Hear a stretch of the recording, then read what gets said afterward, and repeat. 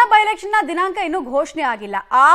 ಈಗಾಗಲೇ ಆಗಾಗ ಈ ವಿಚಾರದಲ್ಲಿ ಸುದ್ದಿ ಆಗ್ತಾ ಇದೆ. ಇನ್ಫ್ಯಾಕ್ಟ್ ಚನ್ನಪಟ್ಟಣದಲ್ಲಿ ಸಿಪಿ ಯೋಗೇಶ್ವರ್ಗೆ ಟಿಕೆಟ್ ಕೈತಪ್ಪೋ ಆತಂಕ ಹಿನ್ನೆಲೆಯಲ್ಲಿ ದೆಹಲಿ ದೊರೆಗಳನ್ನ ಭೇಟಿ ಮಾಡೋದಕ್ಕೆ ಸಿಪಿ ಯೋಗೇಶ್ವರ್ ಅವರು ತೆರಳಿದ್ದಾರೆ. ಪ್ರಮುಖವಾಗಿ ಬಿಜೆಪಿ ವರಿಷ್ಠರನ್ನ ಭೇಟಿ ಆಗಲಿದ್ದಾರೆ ಸಿಪಿ ಯೋಗೇಶ್ವರ್ ಅನ್ನೋದರ ಮಾಹಿತಿ ಸಿಗ್ತಾ ಇದೆ. ಚನ್ನಪಟ್ಟಣ ಟಿಕೆಟ್ ಬಗ್ಗೆ ಚರ್ಚೆ ನಡೆಸಿ ಹೇಗಾದ್ರೂ ಮಾಡಿ ಗಿಟ್ಟಿಸಿಕೊಳ್ಳಲೇಬೇಕು ಅಂತ ಹೇಳಿ ನಾನಾ ರೀತಿಯ ಕಸರತ್ತನ್ನು ಮಾಡ್ತಾ ಇದ್ದಾರೆ. ಇನ್ಫ್ಯಾಕ್ಟ್ ಲೋಕಸಭೆ ಎಲೆಕ್ಷನ್ ಮುಗಿದಾಗ್ಲಿಂದ ನೆಕ್ಸ್ಟ್ ಬಿಗ್ಗೆಸ್ಟ್ ಥಿಂಗ್ ರಾಜ್ಯದಲ್ಲಿ ಯಾವುದು ಅಂತ ಕೇಳಿದ್ರೆ ಅದು Channapatna by election.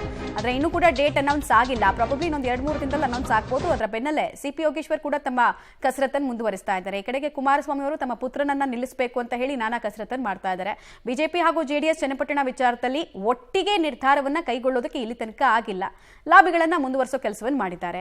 In fact CP Yogeshwar ಅವರು ಅನೇಕ ವಿಚಾರಗಳನ್ನು ಕ್ಲೇಮ್ ಮಾಡ್ಕೊಳ್ತಾ ಇದ್ದಾರೆ. ನಾನು ಬೆಂಗಳೂರು ಗ್ರಾಮಾಂತರದ ಎಲೆಕ್ಷನ್ ಅಲ್ಲೂ ದುಡಿದೆ, 2023 ಎಲೆಕ್ಷನ್ ಅಲ್ಲೂ ಕೂಡ ದುಡಿದೆ, ಸೊ ಅದರ ಫಲ ನಂಗೆ ಸಿಗ್ಬೇಕೀಗ, ಅದರ ಋಣ ಸಂದಾಯ ಆಗಬೇಕು ಅನ್ನೋದು ಅವ್ರ ಕ್ಲೇಮು. ಈ ಕಡೆಗೆ ಎಚ್ ಡಿ ಕುಮಾರಸ್ವಾಮಿ ಅವರಿಗೂ ಕೂಡ ಸಂದಿಗ್ಧ ಪರಿಸ್ಥಿತಿ. ಇಡೀ ರಾಮನಗರದಲ್ಲಿ ಈ ಚನ್ನಪಟ್ಟಣನೂ ಬಿಟ್ಕೊಟ್ಬಿಟ್ರೆ ಜೆಡಿಎಸ್ನ ಅಸ್ತಿತ್ವ ಎಲ್ಲಿ ಅನ್ನೋ ಪ್ರಶ್ನೆಗೆ ಉತ್ತರ ಏನು ಕೊಡೋದು ನಾವು ಕಾರ್ಯಕರ್ತರಿಗೆ? ಮತ್ತು 3ನೇ ತಲೆಮಾರಿನ ರಾಜಕಾರಣಿಗಳ ಬಗ್ಗೆ ಪರಿಚಯ ಮಾಡಬೇಕಲ್ವಾ?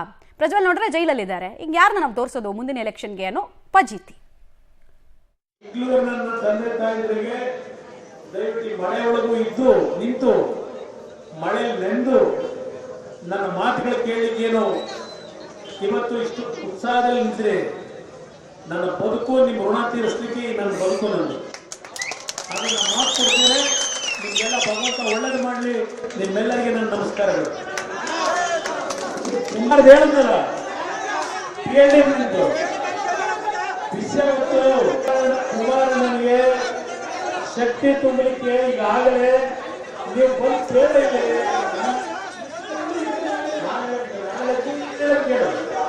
ಈಗಾಗಲೇ ಮಾಡಿ ಕೇಳಿ ನೀವೆಲ್ಲ ಬಂದಿರಲ್ಲ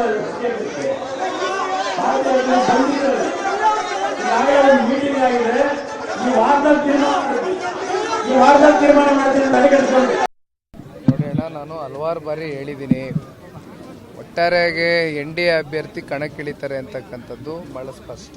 ಈಗ ಯಾರು ಕಣಕ್ಕಿಳಿಬೇಕು, ಯಾರು ಸೂಕ್ತವಾದಂಥ ಅಭ್ಯರ್ಥಿ ಚುನಾವಣೆಯನ್ನು ಎದುರಿಸಿ ಸಮರ್ಥವಾಗಿ ಗೆಲ್ತಕ್ಕಂಥ ಕುದುರೆ ಯಾರು ಅಂತಕ್ಕಂಥದ್ದನ್ನು ನವದೆಹಲಿಯಲ್ಲಿ ಕೇಂದ್ರದ ನಾಯಕರುಗಳು ಕೂತು ತೀರ್ಮಾನ ಮಾಡಬೇಕು. ಎರಡೂ ಪಕ್ಷದ ರಾಜ್ಯ ಮಟ್ಟದ ನಾಯಕರುಗಳು ಕೂತು ಒಟ್ಟಾರೆಯಾಗಿ NDA ಅಭ್ಯರ್ಥಿನ ಕಣಕ್ಕಿಳಿಸ್ತಾರೆ. ನಾನು ಈಗಾಗಲೇ ರಾಜ್ಯಾದ್ಯಂತ ಪ್ರವಾಸ ಮಾಡ್ತಾ ಇದ್ದೇನೆ.